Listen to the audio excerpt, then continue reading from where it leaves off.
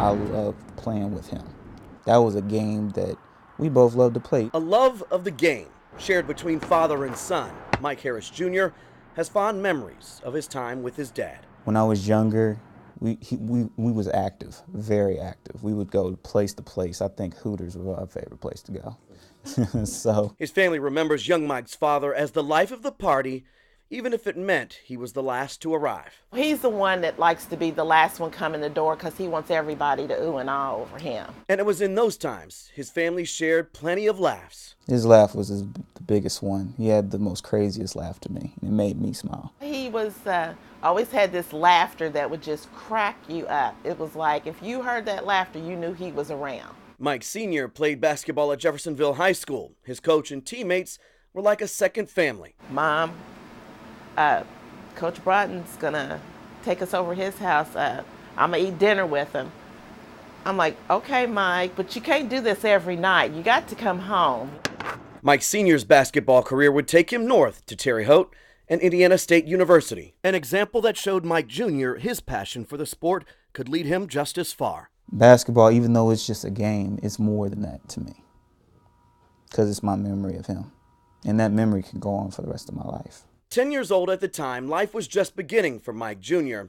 Days before Christmas, 2007, Mike Sr.'s mother had a feeling something was wrong when he did not show up for the family's annual Christmas gathering.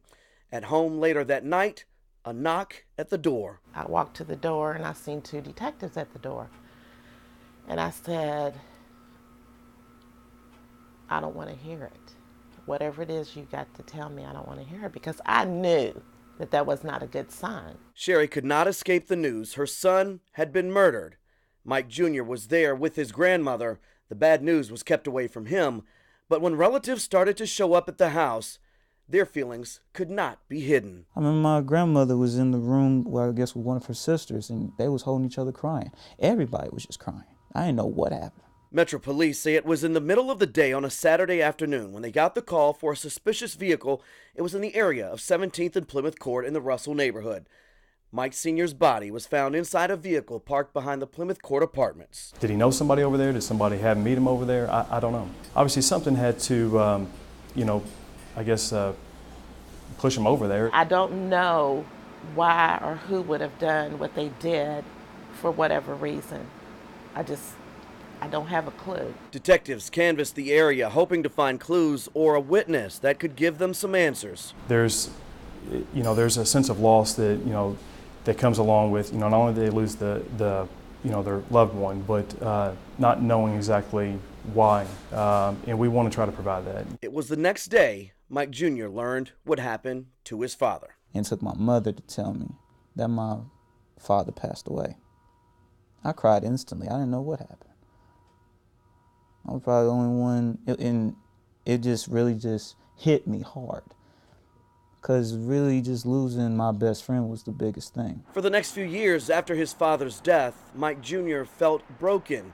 And it was not until he was almost 13 did he learn the circumstances behind his father's death. Really, out of all these years, it took me probably eight years to truly know what forgiveness is.